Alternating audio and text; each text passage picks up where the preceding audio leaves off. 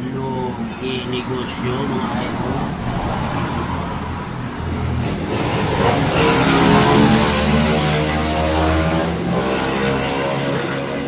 Maraming utang. Tagal bayan.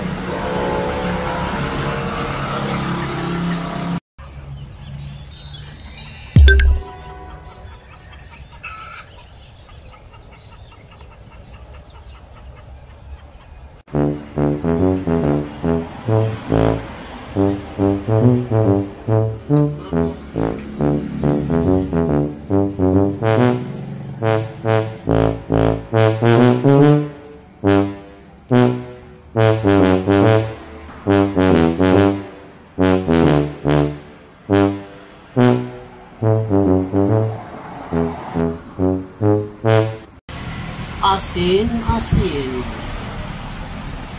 Piso lang, mura lang. Utangin pa. Magandang gabi mga idol. Tsaga-tsaga lang talaga. Mahirap din pala yung negosyong ganito. Sari-sari store. Kasi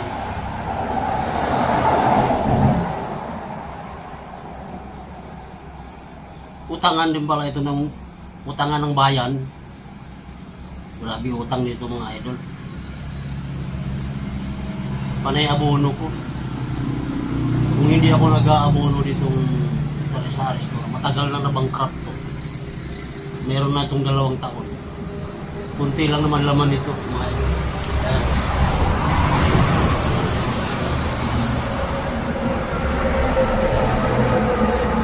Buwaghag na yung paninda ko mga idol, buwaghag na.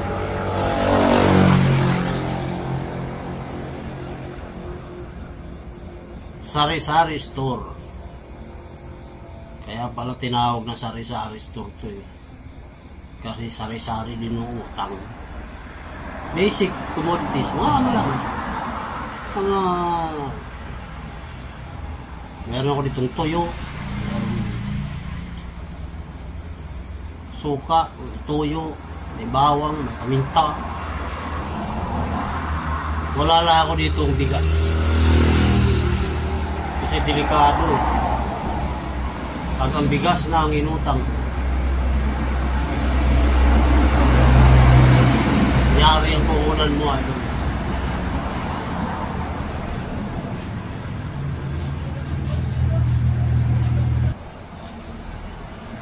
Pero okay rin naman. Kasi kung hindi ko itinayo itong tindahan na ito,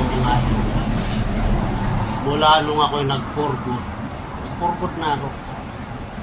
OFW ko dati. Nag-for good na ako 2 years ago. Kasi tapos naman din yung mga anak ko sa pag-aaral. So ito yung itinayo ko para ka lang ng empleo dito sa sari-sari store. Yung daily rate dito sa Leyte, maliit lang naman, 400 mil. So kuha yun dito. So parang nang empleo lang ako dito.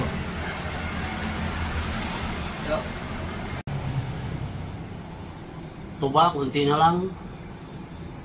Suka, kunti na lang. Wala nang laman yung iba. Soft drink, kunti na lang. Mga dilata, kunti na lang. Lahat kunti na lang. Doon, buwaghag na doon. Ito, mga biscuit lang yan, mga chichirya. Mayroon pa ako ditong chichirya. Siyempre, yosi. Yan. Itlog. Yung kape, kunti na lang yung kape. Tsaka mga shampoo. Maraming utang idol. Itong taon na to ang inabuno ko dito 6,000. Yung pera ko sa bangko na natira, wala na. Panay abono ko eh. Daming utang talaga idol.